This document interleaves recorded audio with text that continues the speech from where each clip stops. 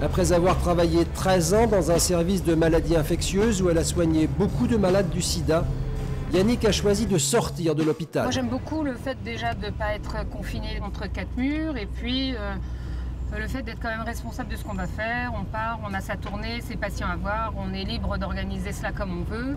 Enfin pour moi c'est vraiment un truc primordial que d'avoir cette liberté. J'aurais beaucoup de mal à retourner en salle maintenant. Allez. Et même les embouteillages ne la découragent pas.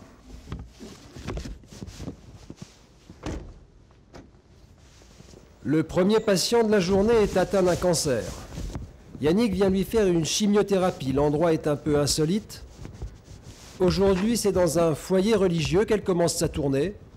Le malade, c'est le curé de la paroisse. Ok, donc diagramme, suivi. Ça va? Vous avez pas froid là? Parce que vous auriez pu garder un petit peu quand même. Alors ça, ce sont les fameux gants de chimiothérapie, très faciles à mettre. Et en plus, ça fait très vaisselle, vous êtes d'accord? Regardez comme je suis assortie. En fait, c'est la protection de l'infirmière pour l'instant. Et comme on sait que ce sont des produits très toxiques. On les intègre. Hein, vous êtes d'accord?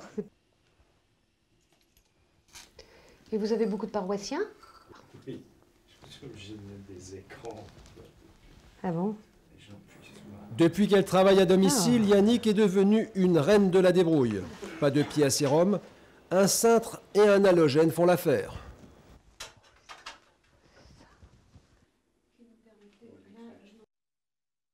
C'est très confortable. D'abord, je sens flatterie, on sent que c'est fait par des grands professionnels. C'est très sécurisant. Ça permet aussi d'accorder, c'est la grande question quand vous êtes en chimio, c'est comment vous allez pouvoir continuer à vivre et à travailler et à exercer vos fonctions, et dans mon cas, de mon ministère. Et là, si vous voulez, c'est quand même le système le plus adapté qui met de la flexibilité dans tout ça. Le traitement a duré une demi-heure. Le prêtre va pouvoir retrouver ses paroissiens. Yannick, elle, reviendra dans 10 jours. Vous allez vous reposer aujourd'hui quand même, hein? Un petit peu, oui, oui. D'accord, bon, c'est bien. Mais c'est un peu imprévisible, les temps de fatigue, ça peut être 3 jours après. Oui, c'est ça, donc, c'est pas du tout... voilà. On est quand même tout le temps face à des grandes souffrances, mais on est quand même obligé de se protéger, enfin de se protéger, c'est un bien grand mot ça, mais oui, avec l'expérience, on arrive à être très attaché et en même temps un petit peu détaché. On ne peut pas prendre toute la misère du monde sur nos épaules, on ne vivrait plus, hein. On passerait notre vie en psychothérapie et en analyse, hein.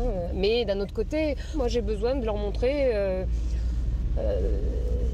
une certaine forme d'attachement, d'affection.